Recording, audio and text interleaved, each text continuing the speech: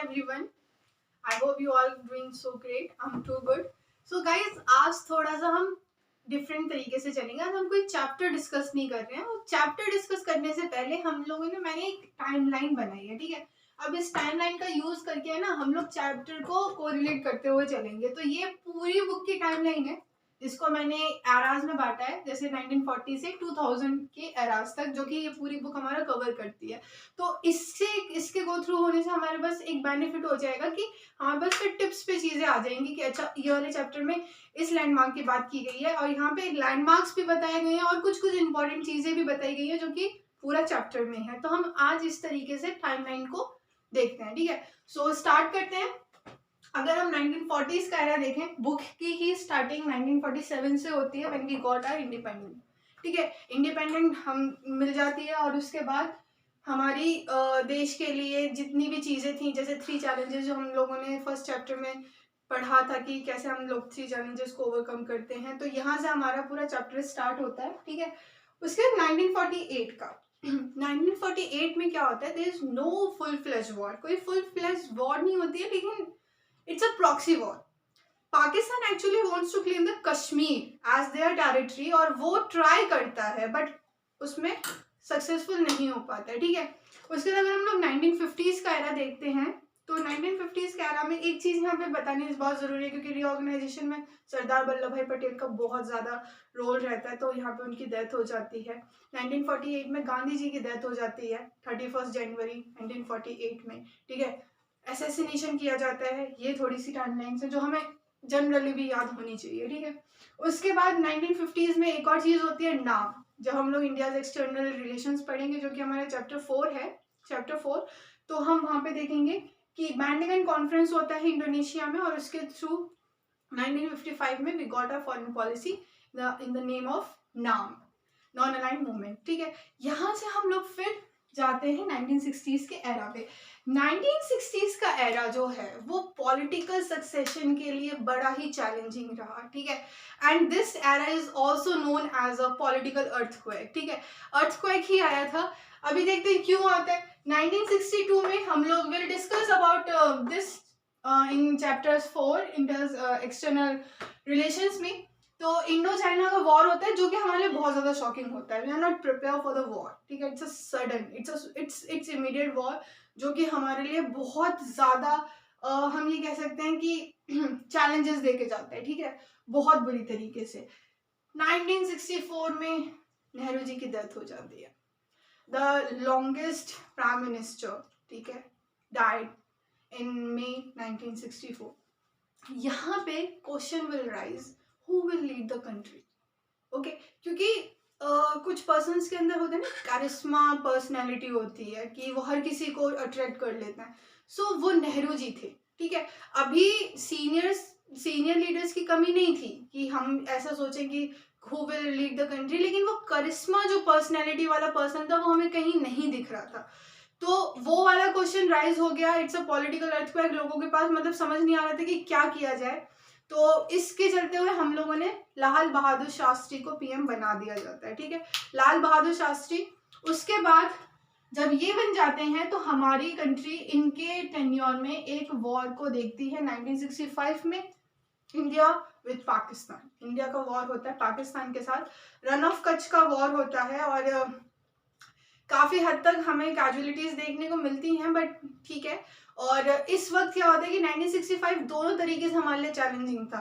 Border पे तो dispute हो ही रहा था, लेकिन अंदर भी क्या था कि हम लोग there is unrest in country, ठीक है. फेमाइन आ रही थी, ड्रॉट्स पड़ रहे थे, एग्रीकल्चर क्राइसिस थे, इन्फ्लेशन बहुत ज़्यादा हो रहा था. तो मतलब अनस्टेबल था पूरा का पूरा कंट्री. तो इस चीज़ को देखते हुए यहाँ पे एक स्लोगन भी बहुत ज़्यादा फेमस है, जय जवान जय किसान, which is given by the Lal Bahadur Shastri, जो कि हम लोगों को मोटिवेट करता है और हम लोग सही तरीके से आगे बढ़ते हैं और हम लोग अच्छी तरीके से डील करते हैं इन दोनों चीज़ों से.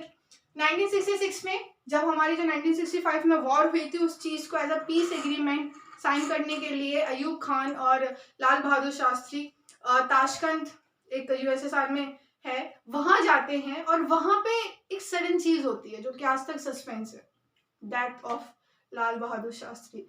जिसका आज तक कोई एक प्रमाण नहीं दिया गया है कि व्हाट वाज द रीजन, मतलब ये डेथ कैसे हो गई। ये एक अलग टॉपिक है, still I would like to like discuss with you. तो ये बहुत सस्पेंस, आप टास्क एंड फाइल देखोगे, बहुत सारी चीजें हैं, ठीक है। तो वो मिस्ट्री आज तक सॉल्व नहीं हुई। फिर there is a intense competition here between Morarji Desai and Indira Gandhi. Morarji Desai was the senior most person in the Congress and Indira Gandhi Jawaharlal Nehru ji की क्या थी, बेटी थी, और वो कैबिनेट में थी, ठीक है। उसके बाद हम ये देखते हैं कि she become the prime minister. उसके बाद 1967 का 4th जनरल इलेक्शन होता है, और यहाँ पे इसके बाद क्या होता है कि देखो क्या था ना कि इंदिरा गांधी न्यू आइडियाज से भरी हुई थी, उनके पास बहुत सारी चीजें थी।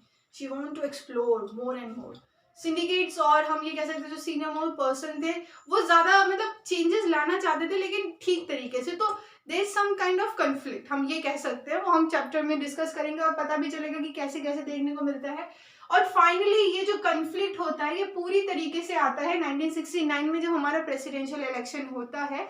तो जब प्रेसिडेंशियल इलेक्शन होते हैं तो कांग्रेस पार्टी की तरफ से एक पर्सन का नाम दिया जाता है, उनका नाम होता है N Sanjiva Reddy for the prime minister for the president post. लेकिन इंदिरा गांधी यहाँ सीक्रेटली सपोर्ट कर रही थी V V Giri for the president post, और आपका रिजल्ट आउट होता है और वीवी गिरी won the election of president and this presidential elections give the surety that Congress, there is a factionalism in Congress, so the Congress is going to divide it into Congress R और Congress O, ठीक है, इस तरीके से divide हो जाती है। Let's move to the 1970s era। अगर 1960s का एरा पॉलिटिकल अर्थक्वेक था तो 1970s का एरा बहुत ही ज्यादा चैलेंजिंग था, बहुत ही ज्यादा। There is a total unrest in the country till 1977, okay. हम देख सकते हैं 1971 में क्या होता है, बांग्लादेश क्राइसिस होता है। बांग्लादेश को भी हम लोग, जो बांग्लादेश का इशू है वो भी हम लोग डिस्कस करेंगे। तो इसमें क्या होता है कि ना चाहकर भी इंडिया को इन्वॉल्व होना पड़ता है, और उसके चलते हुए इंडिया साइन करता है रशिया के साथ ट्रीटी 20 ईयर्स की, ठीक है, 1971 में। और इंडिया सपोर्ट करता है पूरी तरीके से बांग्लादेश को to liberate the country. And 16 दिसंबर 1971 में बांग्लादेश बन जाता है। और इसके बाद क्या होता है कि 1971 से ही लाइक इन्फ्लेशन है कंट्री में। 1972 से 1974 तक बहुत ज़्यादा अनरेस्ट रहता है कंट्री में। हम लोग स्ट्राइक्स भी देखते हैं, गुजरात मूवमेंट, बिहार मूवमेंट, और जयशंकर प्रकाश नारायण जो कि बहुत बड़ी रैली लेके जाते हैं आपके प्रगति मैदान में। तो ये सारी चीज़ें हो रही थी, and these are the reasons, ठीक है, these are the reasons behind the emergency, जो कि इंदिरा गांधी ने बताया कि there is a totally unrest in the country and I am unable to like run the government, ठीक है। तो that's why I declare the emergency on 25th June 1975। Emergency के senses जो हम बोल सकते हैं कि व्हाट वर द रीजंस, और मतलब बहुत सारी चीजें होती है इमरजेंसी में। आपके राइट टू लाइफ फंडामेंटल से खिलवाड़ किया जाता है। 42nd अमेंडमेंट आता है। 1973 केशव नंदा भारती केस भी यहीं आता है, जो कि एक लैंडमार्क है, ठीक है। और बहुत सारी चीजें होती है, विल डिस्कस इट अबाउट। लेकिन आप टाइमलाइन में 1975 को इस तरीके से याद कर सकते हो, the declaration of the emergency. Now let's move to 1977 elections. First time मतलब फोर्थ नहीं, फिर से ये इलेक्शन हेल्ड होते हैं यहाँ पे। लेकिन जैसे ही इलेक्शन होल्ड होते हैं आफ्टर द इमरजेंसी, प्रॉब्लम ये होता है कि इस इलेक्शन में कांग्रेस तो हार जाती है, कांग्रेस अपनी कॉन्स्टिट्यूएंसी से भी हार जाती है, इंदिरा गांधी रायबरेली से भी हार जाती हैं। सेकेंड चीज ये होती है कि अपोजिशन की सरकार बनती है, लेकिन वो सरकार 18 महीने से ज्यादा नहीं चल पाती है। क्यों? क्योंकि वो कोलिशन गवर्नमेंट होती है। आपने एक गोल अचीव कर लिया कि हमें इंदिरा गांधी को हरा के अपनी सरकार बनानी है, लेकिन उस सरकार में जितने लोग आए हैं उनकी आइडियल्स अलग अलग है, उनकी थिंकिंग अलग अलग है, तो फिर वहां पे स्टेबल नहीं हो पाया, और वो चरण सिंह की जो सरकार थी वो गिर जाती। Charan Singh was the prime minister. Okay, let's move to 1980s। अब 1980s का एरा रीजनल एस्पिरेशंस के लिए काफी ज्यादा जो चैप्टर है उसके लिए है। 1984 में इंदिरा गांधी का असैसिनेशन कर दिया जाता है, ठीक है, और हम लोग ब्लू ऑपरेशन स्टार भी इसी में देखते हैं, ठीक है, और बहुत सारी चीजें देखते हैं। 31 अक्टूबर 1984 को इंदिरा गांधी का असैसिनेशन कर दिया जाता है।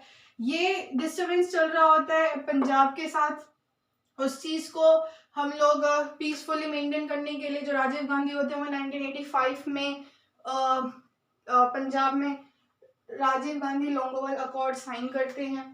1986 में ये भी हमारे रीजनल एस्पिरेशंस में से ही है, जो मिजोरम और नागालैंड के जो स्टेट्स में जो इश्यूज चल रहे थे तो यहाँ पे हमारा सॉर्ट आउट हो जाता है मिजोरम का इशू। 1989 एक बहुत बड़ा लैंडमार्क होता है। 1989 मंडल कमीशन आता है जो कि बात करता है रिजर्वेशन की for the OBC other backward caste. ठीक है, let's move to 1990s era. 1990s era में क्या होता है, 1991 न्यू इकोनॉमिक पॉलिसीज आती है जिसे आप एलपीजी के नाम से जानते हैं, liberalisation, privatisation and globalisation, and there is assassination of Rajiv Gandhi. ठीक है, और राजीव गांधी श्रीलंका जाते हैं और वहां पर उनका असैसिनेशन हो जाता है। और अगर आप थोड़ा सा और अगर आपको थोड़ा इंटरेस्ट आता है तो इसके पीछे लिटी का नाम होता है, और हम लोग लिटी के बारे में पढ़ भी चुके हैं, Sinhala and the LTTE liberation tiger of Tamil Eelam. ठीक है, ये ऑर्गेनाइजेशन का नाम है। तो ये भी बहुत ज़्यादा अच्छा चैप्टर है, बहुत मजा आएगा पढ़ने में।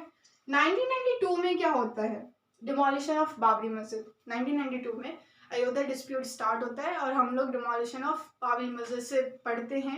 1992 में दिसंबर में होता है ये, और उसके बाद बहुत सारे रियॉट्स भी होते हैं 2002 तक गुजरात में, गोधरा कांड, वो सारी चीज़ें हम इस वाले चैप्टर में पढ़ेंगे।